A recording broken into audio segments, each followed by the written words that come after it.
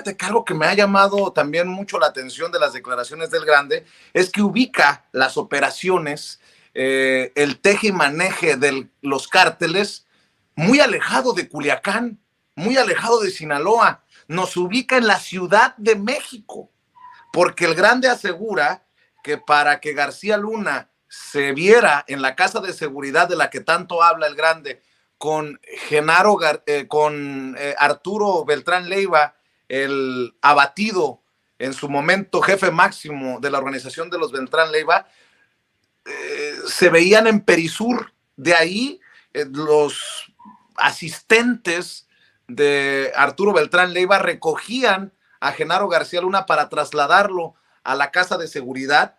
Perisur es uno de los centros comerciales más conocidos de la Ciudad de México. Pero, a ver, por mucho tiempo hemos pensado el cártel de Sinaloa, Culiacán, Mazatlán, el Chapo Guzmán, el Mayo Zambada, pero estamos hablando de personajes relevantes del narcotráfico, con casas de seguridad y con reuniones en la mismísima seguridad, la mismísima Ciudad de México. A eso me refiero. Incluso la ubicación de las operaciones cambian de lugar. Voy más lejos. En el operativo en el que dice el Grande participa junto a sicarios de los Beltrán Leiva vestidos de miembros del Asiedo, arrestan a El Rey, el hermano del Mayo Zambada. ¿En dónde? En la Ciudad de México. Le entregan al personaje a la policía del DF en ese entonces, le toman fotografías porque en México cualquier cosa puede pasar con la corrupción, dice el Grande, para que no vayan a intercambiar al personaje, pero todo se da en la Ciudad de México. Eso me llamó mucho la atención también, Jaime. Sí, y si te recordarás, fíjate que desde siempre los cárteles de la droga han hecho de la Ciudad de México una especie de santuario, ¿no? Se prohíbe actividades ahí y al mismo tiempo siempre ha habido alcaldes capitalinos como el señor Mancera, como todos ellos que decían, no, aquí no están los cárteles de la droga, ¿no? Pero claro, ha habido evidencias de que los cárteles sí que operan en la Ciudad de México. Y ahí tenemos el ejemplo del atentado contra Omar García Harfuch, de parte precisamente se supone que el cártel Jalisco Nueva Generación, pero además tienen maneras de ajustar cuentas entre ellos. En el testimonio que ofreció hoy el Grande, narra cómo Jesús el Rey Zambada quería influir en las autoridades de México y cómo enviaba dinero y participábamos en la Ciudad de México para ver de qué manera entregaba dinero para así influenciar, doblegar a políticos. Y él narra cómo él detuvo, se emboscó con un grupo, los narcos entregaron al Rey Zambada, ellos lo detuvieron. Y a pesar de que Genaro García Luna dijo que había sido una operación orquestada por él.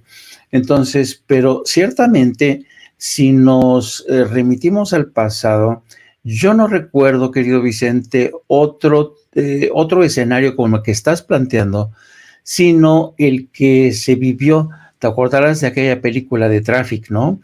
Cuando el Rey de los Cielos se hace una cirugía. El Señor.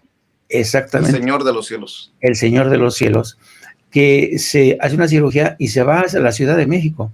Y entonces fue a través precisamente de esa película que nos enteramos que los cárteles, como los que también se escondían, por cierto, en Monterrey, en algunos de los barrios más elegantes, los capos de la droga, los auténticos capos se emboscaban en algunos de los barrios más elegantes, ¿no?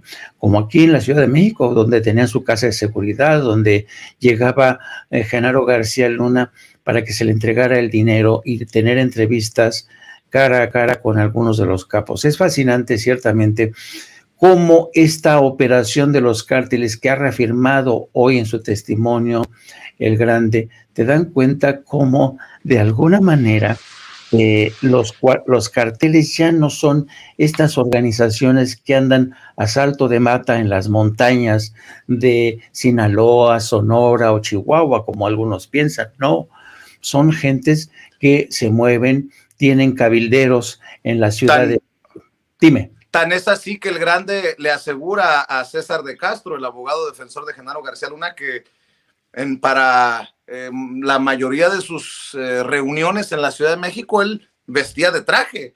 Lo quiso ridiculizar, creo yo, esa es mi opinión, el abogado defensor de Genaro García Luna, como diciendo, tú normalmente no vestías de traje. Y dice, sí, así es como me vestía, sobre todo en la Ciudad de México, a menos que hubiera algo que hacer en el terreno, en otras partes. Usaba incluso, en ocasiones, dice el Grande, uniformes de la AFI, uniformes de la agencia que encabezó Genaro García Luna. Mi querido Jaime,